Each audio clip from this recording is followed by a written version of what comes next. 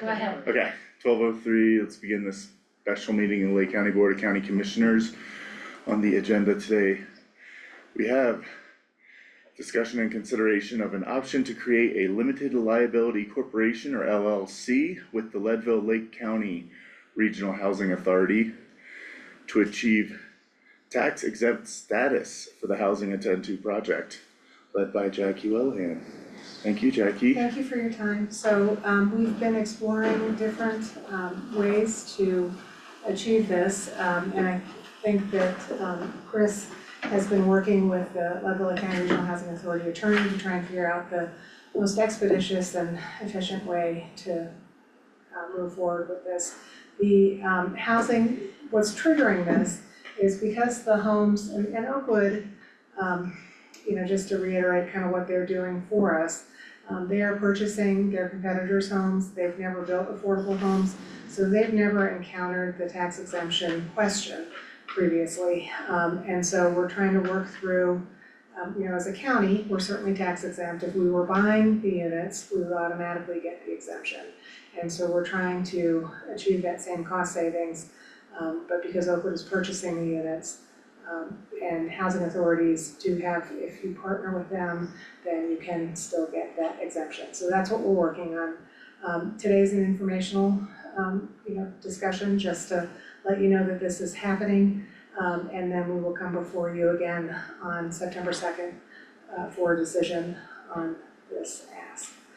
So right now, I was trying to figure out before the Housing Authority meeting last week, very quickly, to get an estimate from Oakwood as to what the homes were going to cost and what the exemption will save us just on that part of things.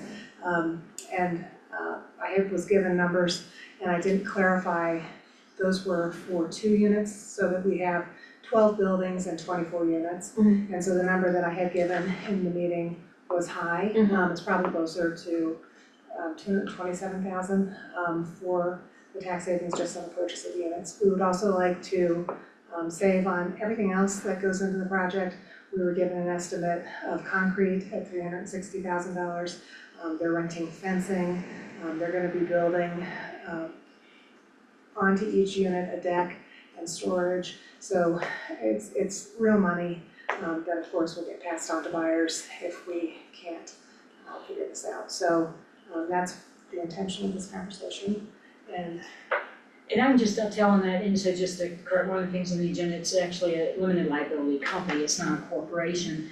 And what we're working through now are the draft documents in terms of what a limited liability company has members and not shareholders and that kind of stuff like a corporation would, but working through what is the minimum ownership interest that the housing authority needs to have in order to qualify this. But other approaches that have been used are like a special limited partnership arrangement stuff, which is far more complicated, as you probably know from your past business experiences. LLCs are super simple to set up and operate. So the more substantive document for this will be the operating agreement, which will set forth each party's responsibilities and this, that, and the other. The anticipation, though, is this is intended to be a vehicle to qualify for the tax exemption, not to task the housing authority with any specific duties or obligations or that type of thing. So it will still be the majority member in the LLC, the county will, and we'll be able to approach it that way. But we are working to make sure we get you all those documents as soon as possible this week, the drafts of them, so that by next Tuesday, if y'all are comfortable in proceeding with this and approve it, we can go in and file with the Secretary of State to get the LLC set up.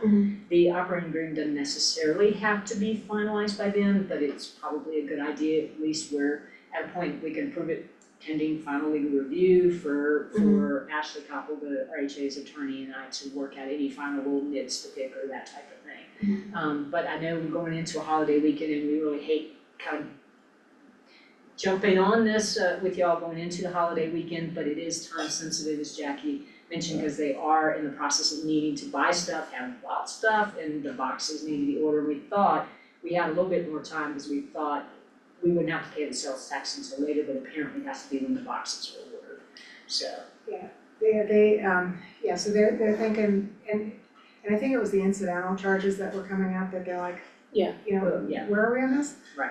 So that's what's happening. So comments, questions, concerns about this approach or anything like that? Saving money on taxes, good. Yeah. But you said as long as we're comfortable with it. Could you give me some examples of why we would maybe not be comfortable with something like this? Like what are some of the potential risks or, you know?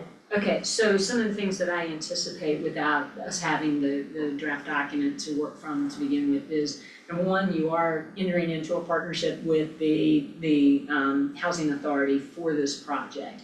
One of the things that they've expressed concerns about is to ensure that they're not taking on any liability, if you will, especially in relation to the land, the property, and that type of thing. So I anticipate that the operating agreement will have provisions where, although we can't technically indemnify them under, Colorado Constitution prohibits us from taking on liability of another party, that we would agree to essentially absorb any liability for the land that we already have. So that Right. they aren't, for environmental purposes, aren't placed in a position of being a successor in interest for the land to where any liability would flow to the housing authority for the property itself. I can see that.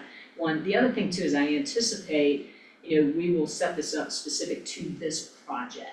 So it will, I don't know exactly what we're going to call it, the LLC, but it will be specific for this project. And if it works, obviously, it's a great vehicle for us to do for the next housing project. So it's not, my anticipation would be once this project is complete and we no longer need the sales tax exemption, we will dissolve the LLC. So it will not be hanging out there forever. Okay, but it's a good model for possible future scenarios. It's a lot more simple. I did a lot of research of what some of the other agencies and stuff, and they've done much more complicated stuff that I don't think we need to be that complicated for, because it's, and I guess if it were a situation where perhaps the RHA was the developer in this instance instead of the county, maybe we'd want something that was a little more complicated, but in this instance, with them just being our vehicle to qualify for the sales tax exemption. We don't wanna make things more complicated. No, we don't We're need to so good at overload our that. stuff, please. Again, it's frustrating because the county's tax exempt, so if I know, we had all the money, it would be a non-issue, we would just be building these ourselves and.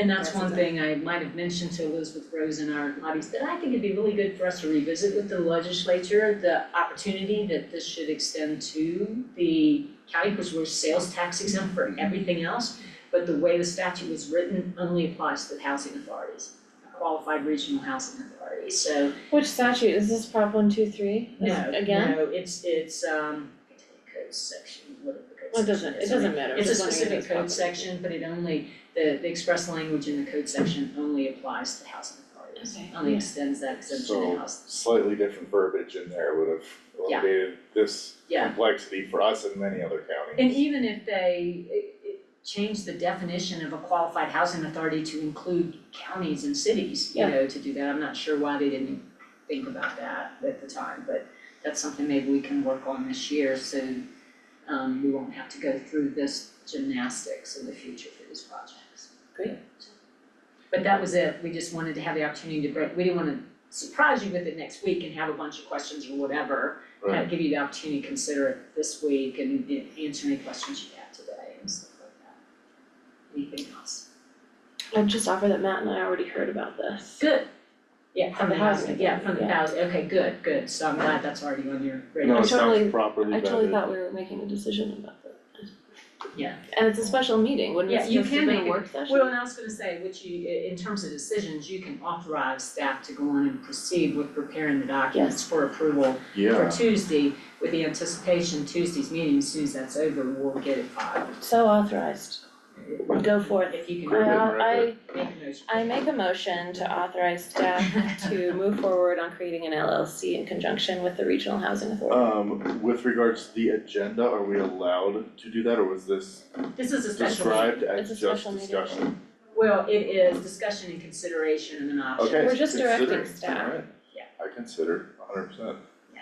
Radical. So So you consider. wanna ask I to a vote? second that motion and to a vote. Aye. Aye, Thank you so much. Aye, Alright. thank you. thank you. Fully vetted, well described, Go team. and Chris's sweater just cheered up my whole day. Same, Well, I was feeling the same